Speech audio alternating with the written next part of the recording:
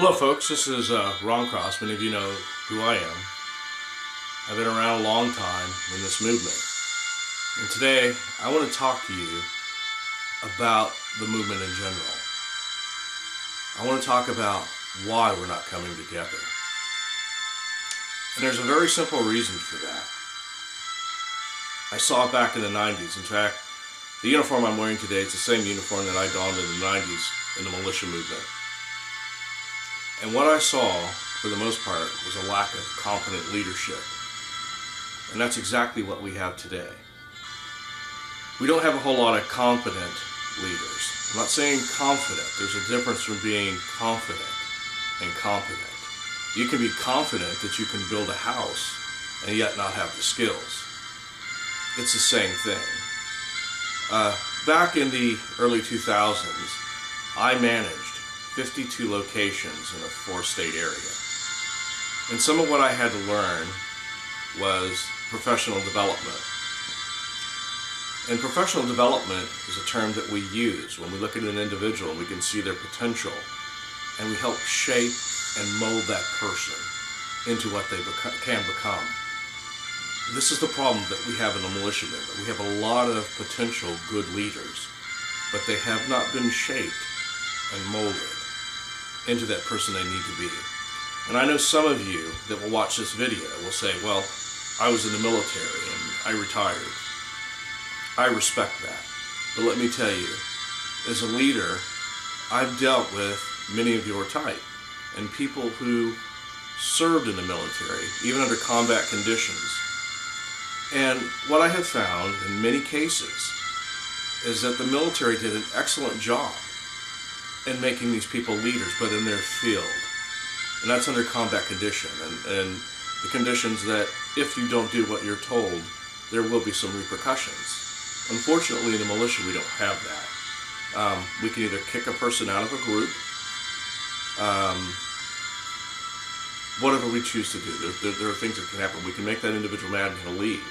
But the question you have to ask yourself is, when that happens, could that person have been saved? Could that situation have been resolved differently? And now, if you make that person mad and they leave, they're going to badmouth your organization. Can you afford that? No. But this is exactly what goes on in the militia movement as a whole. We have a lot of incompetent leaders. And it's not that they don't have some leadership ability, they just don't have the right leadership ability. And if they did, if we all had that, we would be working much more closely together. And we're not. So when something doesn't work, or if the business fails, who do we look at? We always look at the leadership. We look at the management, and we see what the management did wrong. And it rolls downhill from there. But you always start at the top and find out what the problem is and bring it down. Why weren't orders followed? Why didn't certain things, as far as the company implements, why did that fail? Was it because it was a bad implementation, or did the people fail? This is what we have to do. We have to develop our people. In the Army, they had what they called PLDC to develop leaders. And we have to do the same thing. We have to get competent leaders. Again, unfortunately, many times the folks that come out of the military, particularly our combat vets, are used to people following and obeying their orders, knowing that if they did, there's repercussions. In the militia, again, we don't have that. What happens, again, is this person quits, they leave, they're upset, they badmouth the organization. We as the leadership of the militia have been a problem. We have to come together. We have to develop people. When we have a problem with somebody within our organization, we need to look at that person and see if they can be salvaged. Maybe it's a lack of, which it amounts to, is a lack of training. I can tell you again, after running 52 stores in a 4-state area, I spent a lot of my time teaching conflict resolution, for one. And this is our problem today. The problem is that we have people who believe they are competent leaders. And again, going back to building that house, you may have the ambition, but you may not have all the skills. I've seen it time and time again, why groups fall apart. It's the leadership. Folks, we need to work together. We need to develop programs work together, teach people, teach them how to resolve conflicts within their units.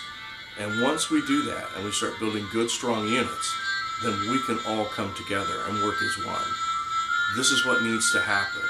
Instead of throwing people out of your militia group, we need to figure out how to work with those people and if we can salvage them. I've seen this over and over and over again. And folks, again, it goes back to the leadership. We need to put together a leadership type program. We need to teach people. We need to let them understand what conflict resolution is and how to implement it. There's a lot of things that we need to do in this movement if it's to survive.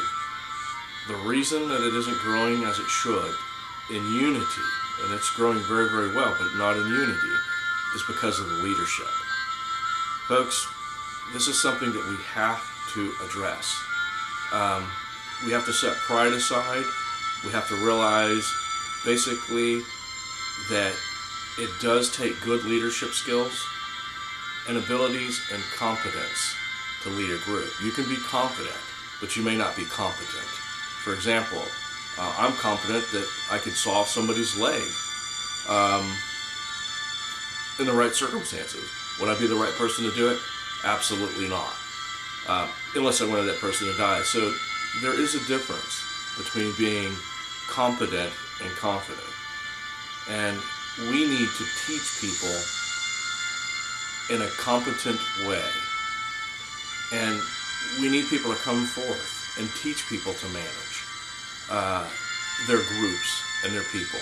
I can tell you that my tenure with the OKDF and the OCM, the Oklahoma Citizens Militia back in the 90s, the one thing that we did do was took care of our people. And if we can build that unit cohesion, people will have your respect if you're a leader. You show them that you care, that you have their best interest at heart, and they will follow you. Again, there's a difference from being a competent leader and a confident leader. We need to build that competency, folks. We need to do that. If we don't do that, the militia as a whole will fail. Folks, this is Ron Cross. I wanted to share that with you. Let's get together. Let's work.